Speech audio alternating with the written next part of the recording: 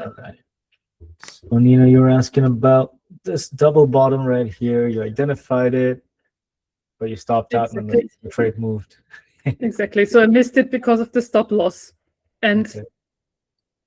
the stop loss would have been quite a distance away from my entry because of the length of the candle on the 30-minute chart. But maybe this would have been a good trade-off. It would have been a good trade-off in the end, you know, but in the situation it was like, So what's interesting is if you're just purely trading the double bottom as it is, with that on the 30-minute chart, let's say you find your entry perhaps somewhere here in the middle of this green candle. Stop could be below the major wick, the second wick is, right? Now with that kind of risk, then what's the reward side? For 3 to 1, you'd have to target probably in this area. Yeah. Since when you enter it, it looks like this. Right. Exactly. And you look to the left, you got resistance here, you got resistance here, you got resistance here, thinking, oh crap, where should I take it off? So if you have such a wide stop, then just to get 3 to 1, you have to target up here and you have to basically ignore these, which is scary. Yeah, we can do that. Yeah. So the tricky part then is, what do you do? So the good thing is when you identify the setup on the big picture, which is a 30-minute, then zoom into the 1 minute. Or 5 minutes, something smaller. And that way, then what you'll find is you can get your entry and put it below a 1 minute ABCD pattern. That's what I did very typically. Let's try that out. Let's put the level here. Okay, let's say you have a level here approximately, somewhere here, that double bottom. And let's go into the 1 minute chart. See what that would have looked like in this area. So there you go. That's the bottom. That's the double bottom, right? So on a 30-minute chart, you identify this whole thing. Oh crap, this chart sucks. All right, let's see. Oh man, yeah, Forex, never trade Forex. So anyways, if you're looking at this 1 minute chart, you're trying to find a tight entry. You know, if you enter up here and you put your stop here, that's what we're talking about with the 30-minute chart. No point doing that. If you want something much tighter, immediately what I see is after the bottom, you have a consolidation. And then you have a breakout. And then it comes back and tests that consolidation. You can see that, the retest. Sure. Comes right back and it bounces off. So once you're confirmed with the retest, you can put your stop below the retest and find your entry somewhere in this zone, somewhere here. So let's say you enter at about 114.80. Your stop's right below that white line. Right? Now let's go back to 30-minute and see what that would look like. Oh man, where is this thing? There. Okay. So what we said, 114.80 was your entry. It would have been about here. The entry with the stop right below the white line. Yeah. That's really tight. And just to go up to this resistance would have already been 5R. True, but why did you place the white line, which is not 1.14? Yes, this one. Why did you place it here and not like above the reverse hammer? It could be here. It could be here. It doesn't matter. I mean, I just put it there so we know where to look at it. The point is on that 1 minute activity, you saw where you had the consolidation, the breakout, and the retest, basically that whole continuation pattern. Where the bottom was here, and then 10 1 minute candles later, it did the consolidation, breakout, retest here on a smaller picture. That's the whole fractal pattern idea.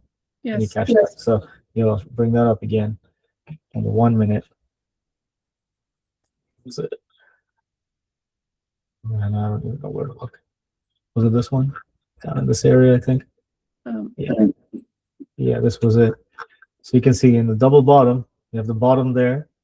And then this is the 1 minute chart. You can see from here, it goes up, consolidation, breakout, comes back and tests that consolidation, tests the breakout, and then off it goes. So up in this area, once you've confirmed that it's bouncing off, that the breakout, the breakout has been tested and confirmed, then you can enter with a stop below it. That's pretty tight, you know, that stop. And then, you know, just to get up to there, overhead resistance, that would have been something like 5R, just that. Yeah. You can confidently take it off, and then you'd be upset that, oh, I should have held on longer. That's another problem. Yeah, exactly. So it is not necessarily that I have to. I know it's also in quotation marks because you don't have to do anything. You can just go in and that's it. But not have to wait for the retest of the level of the top of the reverse hammer, because this is what I put into my notes like a few months ago. But just go from the 30-minute chart, if the setup, in this case, the double bottom is there, to the 1-minute chart, and look what I see there, regardless of whether the line or the area is respected closely. Yeah, so that's exactly, you don't have to have that level precisely respected. That's Yes. it's a big flaw. Don't think about it that way. That's where everyone gets messed up. So think of the level as an area of approximately where you should be looking, and then watch the price activity, identify the buyers and sellers, and then go with that. And with the fractal pattern idea, you have a 30-minute chart. In this case, you have a 30-minute chart that tells you go long. And then in the same area, you go into the 1-minute chart, and if you find a long setup, okay, now you have the fractal pattern complete. Right, so 30-minute, it happens to be a reversal for the bullish move. On the 1-minute, it happens to be the continuation for the bullish move. But it's all in the same direction, in the same place. That's the fractal pattern. And then off you go. Right, and the stop loss is still placed according to the 30-minute charts, so below the candle in this case. No, I do it in the 1-minute chart. That's the whole point of the 1-minute chart. Yeah, right about there. Yeah, Martin told me yesterday. I didn't believe him. But now you confirm. That's it, man. What are you doing, man? You're making a mess. Okay. Good. All right. Yeah, thank you. Sure, no worries. Wow, I haven't looked at this. I'm not the teacher in this particular case. But I took the same trade, and it was disastrous. Can you zoom in at the second leg? Yes, please. Yeah. Yeah, in this area, this bottom. And I took the long after the consolidation. For me, it was like a retest because it comes little back, consolidates, and then it goes up. So I entered there, had the stop loss under the consolidation, and then it went. And this is why I hate the 1-minute chart, because it's,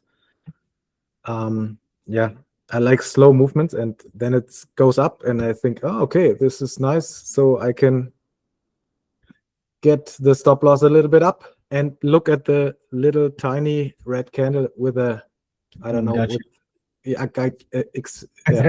That's what I got out. Yeah. And I never re-entered, and then this stock goes so well, and I thought to myself, okay, I was too fast or too greedy. No, I think everything went fine with you, except you didn't re-enter. It's okay to stop out 2 or 3 times, because we're short-term trading here. So using these tiny time frames like 1-minute charts, you're gonna get a few stop outs before it works. But on the other side of it, when you do get a good entry on a 1-minute chart and it works, it's 5R, 10R, 20R. It's huge. So you can afford a couple of stop outs. For me, it's very normal to have 2 or 3 stop outs before I get one that goes. So that's so important to hear. Because for me, at the moment where I am, I give it one try and it doesn't work out, and then I'm a little bit mad, especially when it goes. And then I said to myself, Yeah, you want to be easy on yourself. This is a tough game, and a lot of things are not going to go in your favor, even though when you do everything correctly, precisely, perfectly, you're still going to have losing days, and you'll then doubt yourself and all that. You don't need to. You just got to stick to your process. So if the setup is there, take it. If you stop out, okay. See if the setup is still there, then take it again. Do that 3 times maybe. But you always have to make sure that the setup is there. Don't just revenge trade it. Make sure it's still there. If it's there, okay, re-enter. If it's not there, then okay, stop out, done. No big deal. You can lose one stop, no big deal. Andrea, you get stopped out. Sorry. Sorry, no, go ahead. I just wanted to say that Andrea has posted something in the chat, which we also discussed, namely, when do you adjust the stop loss? When do you pull it on to break even? This would be my question next. Let's say we get stopped out, where I get stopped out at the little red hammer. Where do you enter? Re-enter. Re-enter and move the stop. All right. So let's say you get stopped at this hammer. All right. Then the hammer closes, right? And you're getting a new high, pretty much 2 minutes later. And so what it's telling you is that, again, you had the reversal happen, you had the consolidation, the breakout, and the retest of the breakout is still going, even though it stopped out. Like, you probably caught this breakout and then stopped out. but this is a retest happening. You can enter anywhere here in this area. You have about 2 minutes or 3 minutes worth of opportunities to enter in this area with the stop below it giving you very good RVR. You can enter all in that area. Now, as far as moving it to break even after that, that's a little trickier. On this chart, what I may do is that as a minimum, wait for it to clear the overhead resistance, which is here. I'll let it go and then retest that overhead resistance, which it did here. You can see it's a bit of a tricky candle, just gapping all over the place. But you can see where the price action came down and bounced off. So again, this is nothing more than a breakout and a retest again. Same thing as earlier. Once you see this retest complete, so the price is about in this area at the time, that's when you can bring it into break even and you're not even thinking about it. And I can show you, yeah, let me show you the live trade I'm in right now, and you'll see where the stop is and how it was moved in. And where's it? Still in. Okay, this is a 30-minute chart. I was using a tick chart on this one, but so see this one I entered right here in this area, the stop below it, and it started to go. And just over here, you can see this is resistance right there. Previous resistance. So as it breaks out on a 1 minute, it'll come back, retest, and go. Once I'm confirmed with that retest, that's when I'll bring it into break even. Let's see what that 1 minute would look like. So there's that resistance I'm talking about. There's my entry, the stop's below, and you can see it right here.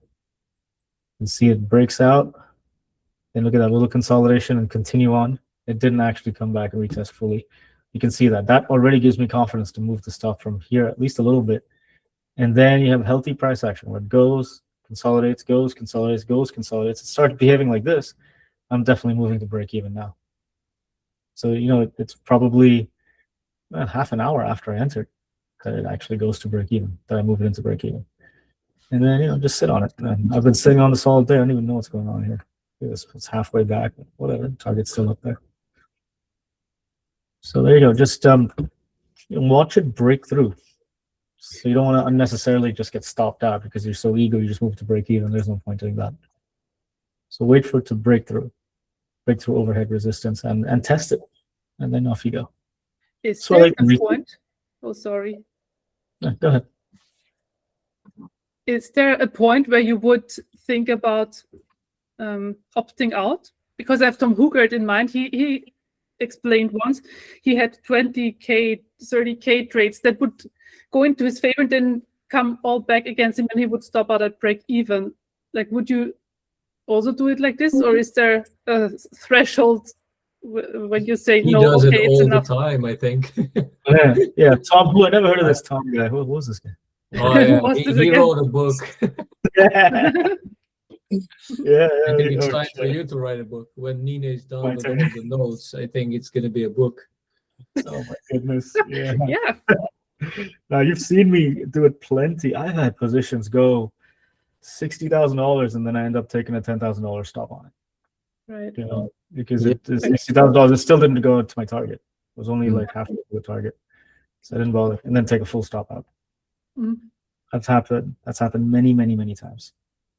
I remember when I asked you the same question, you told me it should be part of your plan, basically taking 2, 3, 4 entries, you know, because I told you, like, well, what if it doesn't work out and I get stopped out, and after that I don't have enough confidence to get in again. But once you shift that mentality, when you say, okay, it might take me 2, 3 entries, and it's okay if I lose 2, 3 R on it, because I know that in the end I'm going to make more. You know, and that shift helped me. You know, like, even if I get stopped out, I keep looking at it, and if my theories is correct, I get in again. It might take another 5 minutes, 10 minutes, 15 minutes. That's the thing. Yep, it should definitely be a part of your plan. That's why the asymmetry. That's why high RVR asymmetry is the most important thing, no matter what your strategy is. You can flip a coin and go long or short. I don't care. Don't even look at the candlesticks. As long as you have asymmetry, you'll still make money. It's amazing how that works, truly. So really just think about that. It should be a part of your plan to be able to lose a few trades. And if you're really trading badly, you take a couple of losses, and then you double up your size, and then you go, no, you're not trading now. Now you just, again, go to Las Vegas, go play blackjack, do all that. I'm doing that here. Yeah, Mal, go ahead. What you got? Hey, Avi, how are you? Good, man. It's good to have you in here. People love your work, man. So bring it out more. Thanks, man. Thanks. Talking about stop loss, I wanted to ask you something. So, from what I've seen, most of my trades, they go and hit like 3-4 hour. Okay. So, but I'm trying to hold it longer. But the challenge that I'm facing psychologically is that let's say I took 5 trades, right? 4 of them went to 3-4 hour and then broke me even, and the 5th trade went to like 10 hour, right? Now 10 or 12 hour, let's say it went to 12 hour. Now the thing is, if I would have taken that 3-4 hour in my 4 trades, that would have hit 12 hour in total, right? So that is what I'm trying to deal psychologically, because I have like 3-4 hours, 3-4 trades back to back, go to 3-4 hour, come back and hit break even. And I'm thinking, like, if I would have taken like 3 or 4 hour, that could have been like a 10-12 hour trade. And yes, I might have a 10-12 hour trade later on, but it's pretty much the same. Like, that's what I'm trying to, think. How do you deal with that psychologically, and how do you hold for long in this aspect? What's your appetite? Like, what do you mean? Like, Yeah, no. What's your Huge, appetite is huge. what it comes down to. It really comes down to a belief system. I mean, at the absolute root of it, psychologically, if you believe you're a $100,000 a year person, you'll actually end up behaving that way. If you believe you're a $50 million a year person, you'll actually behave that way. It's funny how you really want to talk about psychology. You got to get right into the depths of your subconscious mind and train it. Train it that you're this ultra millionaire with a mega yacht and all that stuff. It's so funny how 5R, 4R is going to just be, it's as if you never woke up. It doesn't even matter. It's only when it gets between 15 and 20R that it matters. That's how that's the big thinking. When you really have a self-belief on big thinking and again, that's your appetite. But then don't you think, like, as I said, you take 5 trades for 5 hours, right? 5 hours, like, yeah, it's not that big, I know. But then you take 5 trades for 5 hours, and then if you didn't do that, that will probably stop you out of break even. And then yes, you get 1 trade for 15 hours. Isn't it the same? Like, that's what I'm trying to like get my mind into. Yeah. Listen, don't put on a trade unless it's minimum 5 hours. So I mean, 5 hours minimum. And if you're working with a futures market, man, 10 hours should be normal. Really, it should be, as in you average out 10 hours. Yeah, I'll show you. Look at this trade I'm in right now. This one on the screen. If I took it off at this first resistance line I've got, I probably would have ended up with, I don't know, 7 or 8 hour, maybe close to 10. I don't know, something. It was a pretty tight stop when I got there. But really, that's the target up there. And by the time this is all done, if it does it all, it's 20 hour. Otherwise, no loss, no big deal. I gave myself an opportunity to get there. You got to give yourself a chance. If you don't give yourself a chance, I promise you, the market's not going to give you a chance. Nobody else is going to give you a chance. You got to give it to yourself. So it's, again, it really is your appetite. It really is your belief system, and then with that kind of envisioning and creating and law of attraction, all that stuff, and subconscious mind stuff. With that, then your behavior naturally follows. You don't actually fight yourself so much to take it off at 5R, to hold it for another 20R beyond that, because it's you actually just want to, because that's now you've trained your belief system into that. It's so funny. You kind of will it into existence. But to do all that, of course, it takes a lot of work, subconsciously, meditation. I mean, all this is a whole different subject. It's incredibly important. Again, if you look at some of the trading I did in 2024 and then leading into 2025, there's many days where I would get into positions, and these trades go in my favor, $20,000, $30,000, $40,000, and then at the end of the first half an hour of the day, I'm down $50,000, $60,000. Very normal, very regularly. I had to kind of go through that phase of trading like that before then, the 6-figure trades started to hit. And when they hit, man, they all hit. I mean, it was like 6 months straight. It was 6 figures a day. It was crazy. I was just doing it. And it kind of took, that little bit of kind of like the universe is testing you sort of thing. You have to earn it if you believe in such things. And so I took those losses and all that and didn't blow up an account, still made money along the way. And then, then just holding for the big ones that happened. And then it got too big that the market's not big enough. Then it's the options market. That's why I'm here now in the futures market, trying to figure this out, and then I'll upsize it. So, it's a long-term process to really get your psychology right. And the universe will test you to see if you really deserve it or not. I mean, that's my approach. That's what I believe. So if you really have your self-belief, if you jump out of bed every day just naturally believing this stuff, you'll see it'll happen. And the resilience side of it won't be as difficult as it sounds, because it's your natural belief system, right? If you believe eating well and exercising and sleeping well will help you be healthy, then you'll actually do it without too much resistance, because you actually believe it. If you don't believe it, someone's just forcing you to go to bed early, you're not going to do it. It's not going to work. So think of it like that. It's all belief system stuff. Yeah, no, makes sense. Yeah, that's something I'm working on right now, just to hold my win in the psychology, and just to be okay, as you said, just to be okay with like the making a big PNL, unrealized PNL, and then coming back, and then you have nothing. But that's okay, as you said. That's okay. Yeah. I know. Again, another thing that's a bit external, that's insanely important. That's more impactful than most people tend to appreciate, is actually being around people who think like that, who do this stuff, who actually, execute this kind of thing. Because if you're amongst people who are all about 2R, ORB, AMD every day, all this rubbish, you're gonna end up like that. You're gonna end up a degenerate. You're gonna end up blowing up accounts and then buying, I don't know, funded accounts and buying all kinds of stupid stuff. Yeah, even just a year ago, 2-3 hours was a big deal for me, but now it's like, no, it's not even the bare minimum. So there you go. So your environment is incredibly important. That's why you pick the people you spend time with within the trading world and even outside. Outside, I only want to be around big thinking kind of people. So I'm very, very specific and particular about who I let into my world. And if I find I let someone bad in, then I just cut them out pretty quickly, because I don't want that influence. So these are things that really kind of create the quality of your existence, really. So it's internal and external. You got to work on all that stuff. And the rewards are amazing. I tell you, man, just do this stuff. This is 80-20. Just do this. You won't be too bothered about candlesticks and levels and whatever. That's the easy part. Do this stuff. This is where the results happen. Yeah. All right. Thanks. Yeah, sure, man. Sure. Yeah, Martin, go ahead. Yeah, can you show us your target in the 30-minute chart, please? Yeah, 30-minute chart on this. That would be here. There you go, up there at that resistance area. Okay, nice. Yeah.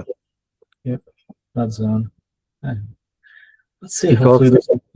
Yeah, nice. Because I'm dealing with the same problem as probably the most, and like Amal told today, the last trades for me also 2R, 3R, no problem.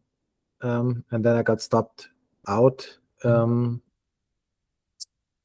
Not even break evens, but with my initial first stop loss, because I didn't see a good area to drag it to. Yeah, so yeah, big learning curve. It is a learning curve. When you see it goes in your favor, and then you get stopped out, and then it happens so often. This happens always. I mean, if it helps, look at the lot of live trading videos I have from just the first quarter of 2025. You can look at them at twice the speed. You don't have to sit and watch every detail, but you'll see very commonly I'm down tremendous amounts of money trading the New York Open, of course. How stupid was that? But down tremendous amounts of money. And then after about 11 a.m., I'm starting making it back and triple of that, because, well, that's the right time to trade. But really, you got to understand, taking losses is perfectly normal. You got to think of, again, sports people, athletes. They don't lose every time they go on the field, right? they win less than 50%, and those are the best players. You got to put it that way. Once you start thinking like that and start installing that behavior, that mindset, then you'll see the behavior comes around. Yeah, Nina. Sorry. Another question about the trade. So I see you entered at 6.7 for 450. And I've also looked at this chart before, like earlier today. I wouldn't have entered because there's this resistance line after this gap, right at what is it? I don't know, 6.755. Yes, this one. Yep. What gives you conviction to still enter? Yeah, this is what we were discussing at the open. Can't really see it on this chart. I'll bring it to you on the chart that I'm looking at.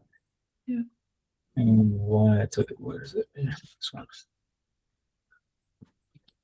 I saw this set up 3 times today, by the way. So if you look at this, we're looking similar. Dropped from there, and you have these higher lows. Yes. This is very important. Of course, we'll zoom out to begin with. This is yesterday's activity, which basically yesterday's high is that white line, which I've had it from before. It was a resistance previously, last couple of days.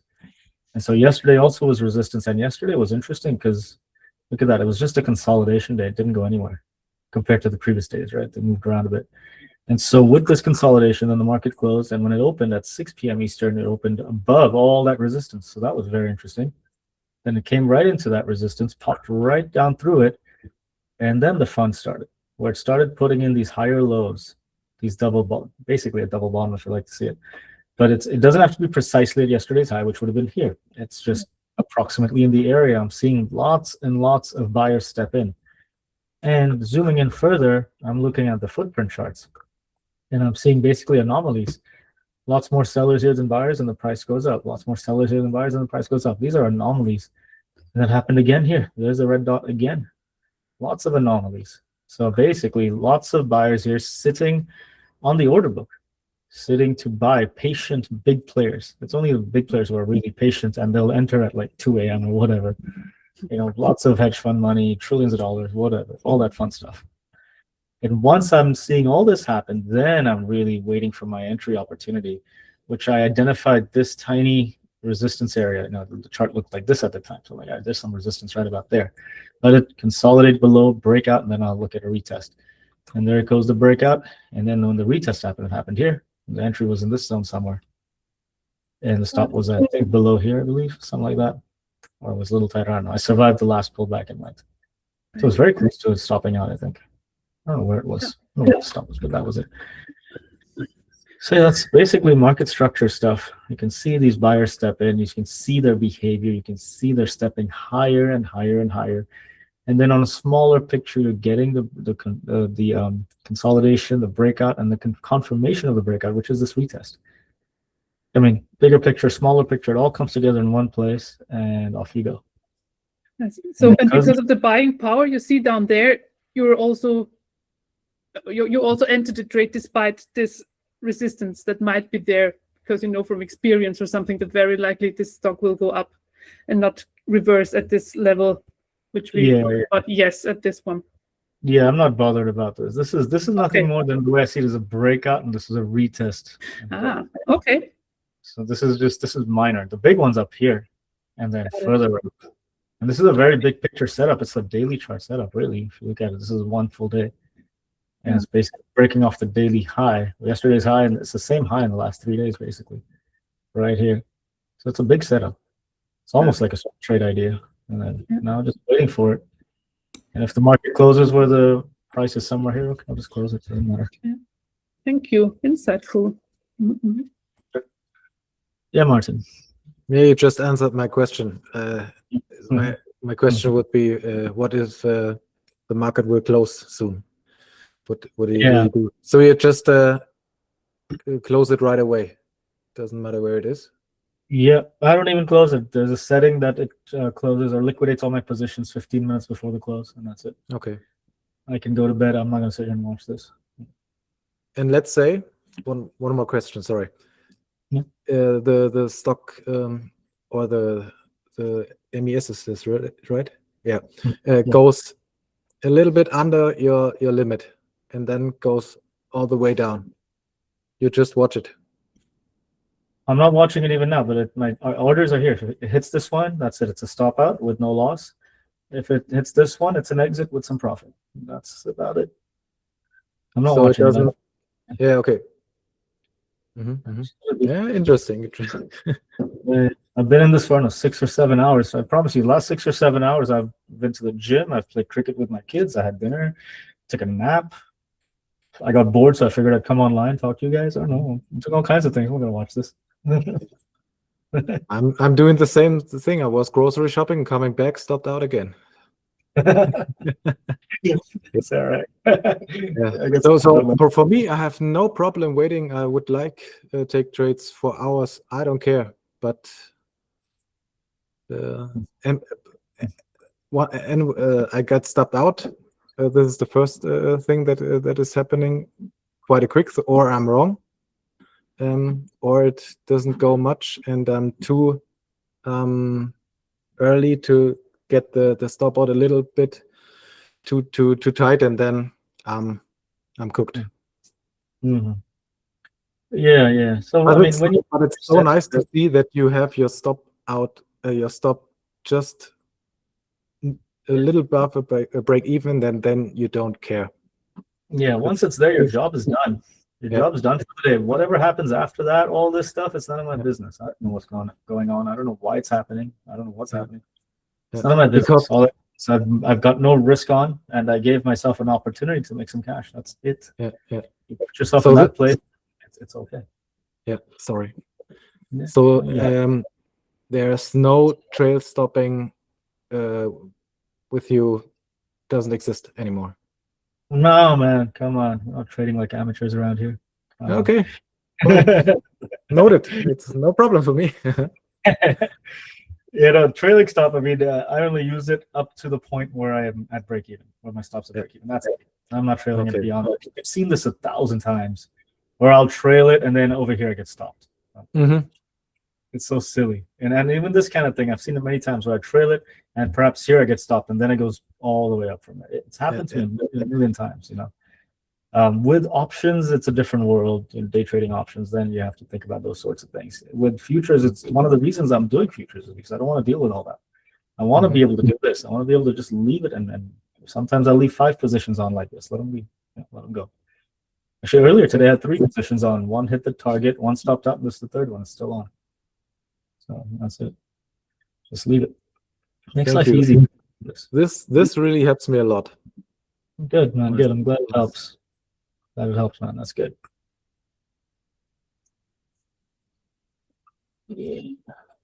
Trailing stops. I did it for a while. Forget about it. Not my thing. What's going on here with the NASDAQ as well? Yeah, great big mess. So NASDAQ, I had a level down here, so I took the entry here with a stop really tight, and it slammed into that target. That was it, the whole thing. Then I went further from there. I wasn't watching it. But you can see this area was also very interesting. I don't have the footprint charts here, but it's basically bullish consolidation, breakout. There's your retest as it pulls back, and off you go. And up to the next one. Right there. That would have been about half hour before the open. Only caught half the move, and I thought it was a big move right there. Oh well. And that's all sideways. I don't want to play with this chart.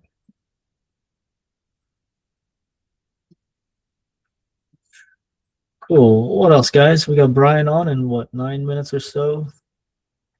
What else is on your minds? Trading, not trading, all the fun stuff.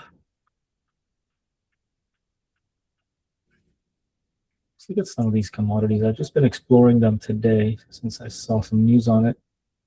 This is copper futures. It's some obvious levels on. But I mean, these levels aren't exactly levels you can trade easily because if you look at it, it took about a week to go from one level to the next, right? Even here. This one took about 2 days. This took 4 days. So anyways, today's my first day just looking at this sort of thing. We'll see if there's something worth trading. This is platinum. Yeah, I don't know anything about this. Where is it? Here. That level makes sense down here. You see the support, plenty of support.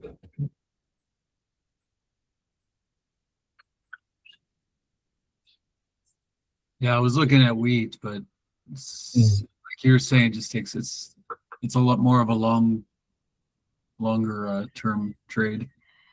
It doesn't. Yeah, that's what I'm seeing as well. But if think- you can find a way Yeah, to get some activity, you know, find a reversal setup or something like that, that makes sense. I mean, we could trade these ranges. it would be like for a week long trade, but then you'd have to get in and out to during that hour. Yeah, you have that. Yeah, reconsolidation. So, Mm. but it's at its lows, or I think it's lows.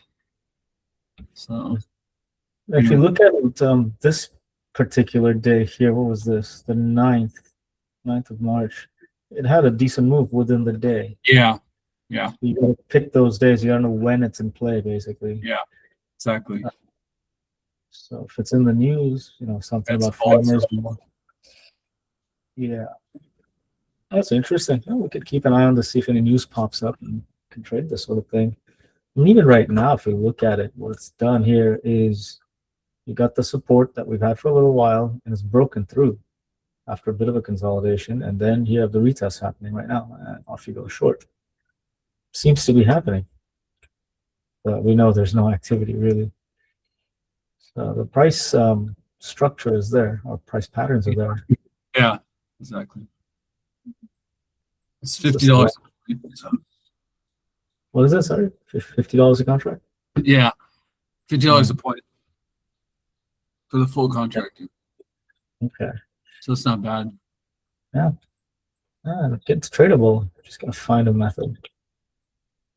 For some reason, I don't have micros on my Ninja platform. So I don't know if they would have micros on this, because micros are basically for retail traders, not for the farmers and all them, or the brokers. So no, I think I saw them on a different platform, but yeah, in my YRM account, they had micros.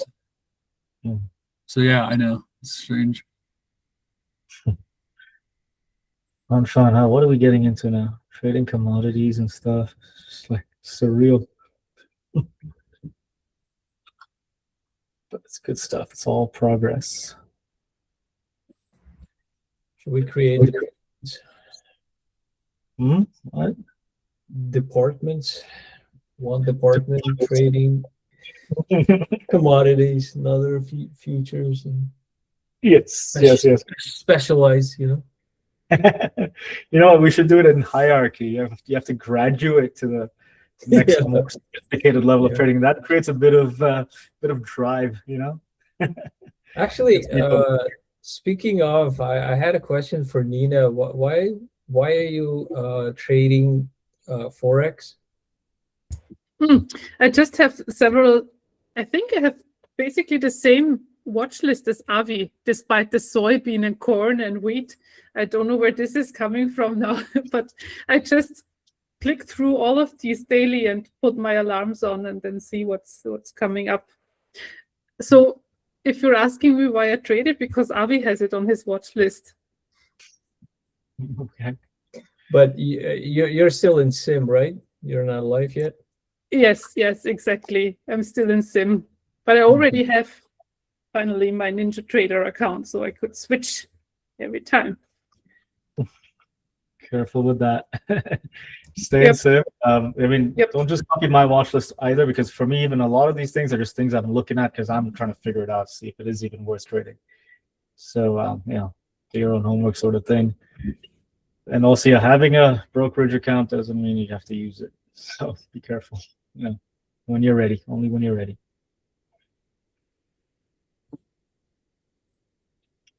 I just started with futures, and I'm trading in sim too. And I don't know. I never even thought of touching forex. I feel like it's a different beast altogether. Yeah, it seems that way. Oh, we have a few forex guys in here. Somebody last week was mentioning it. Make yourselves known, please, if you know anything about Forex. I don't have any genuine interest in it, to be honest. There's plenty of opportunity outside of it.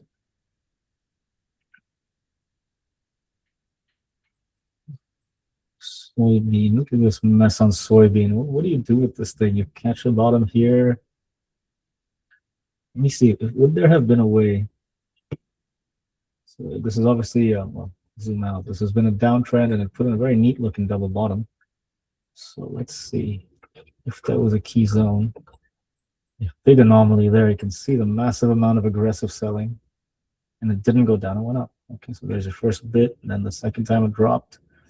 Kept dropping, lots of selling here, but it dropped. You have the dots here. That's telling you more sellers and buyers. And this one has a wick on it, did not drop. Pushed upwards. So now I'm looking at, well, I'm looking to the left, find where the sellers consistently were. See this area here? Okay, this is a big area along with this one. So these guys were here again and here. So then I would begin to think probably if the buyers can come in, put in lots of buying volume just above this area where these sellers are. So up there, that would be the entry with a stop below it. I don't see it in this candle. There we go. Plenty of buying there and another anomaly there. If you're aggressive, you could take that entry in when the buyers come in here with a stop right below the anomaly, or go with what I was looking at, which would have been here. The stop's down here, the entry's up here. It's a bit wide. And I probably would have stopped you out right there. This would not work. Unless you can find an entry down here someplace. Again, you can see this just not moving. It's like looking at a screenshot. I mean, it's hardly got any activity. So for the short-term trading that we're doing, and it's beyond day trading, but it's still short-term trading. I don't see it really useful.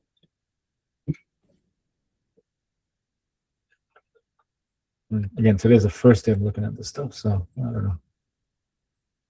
Big head and shoulders kind of pattern up here for the short. Short would have been here. That would be yesterday. That's $1 million right there. Short soybeans.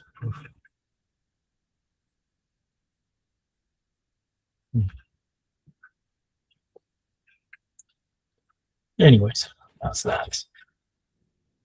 Where are we? Just about 1 p.m. Brian, you in here?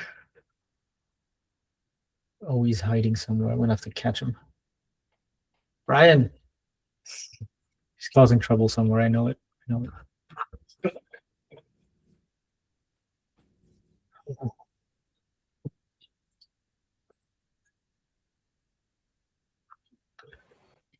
Is he in the Discord channel? Nope, I don't see him there. The dog is taking him for a walk, I bet. He's down at the Irish bar. St. Paddy's Day. Oh, that's right. I forgot about that. It's St. Paddy's Day. Bars in my town open at 6 a.m. They've been open now for 5 hours. Oh my goodness. 4 hours. It's 10 a.m. here. It's an annual tradition. Yeah, I don't know how people survive that kind of thing. My goodness. Yeah, they partied all weekend and then they partied this morning. Unbelievable. They're going to be stumbling past my place drunk. Good. Make sure you have some fun with them. I used to arrest all of them, but not anymore. All right. Good for you, man. You got it out of your system, right? Yep. Oh, man. Well, I guess as long as they're not driving, you don't have to arrest them, right? Or is it just Yeah, you arrest them for I arrest them, just take care of them because they would fall in the streets. I mean, we've had people run over and people go onto the freeways because they're drunk. Oh, drugs. yeah, So it's really just to take care of them. And they pay a fine and they have to go to alcohol school. okay. So yeah, it's really just to take care of them. It's not not anything more than that. Yeah. Fair enough. Fair enough. Drink responsibly if you're gonna drink. Brian's in the other room. What's wrong with this guy? Yeah, he's definitely come back from the pub just now. I'm gonna give him shit for this. Will be a fun session, right? Yes.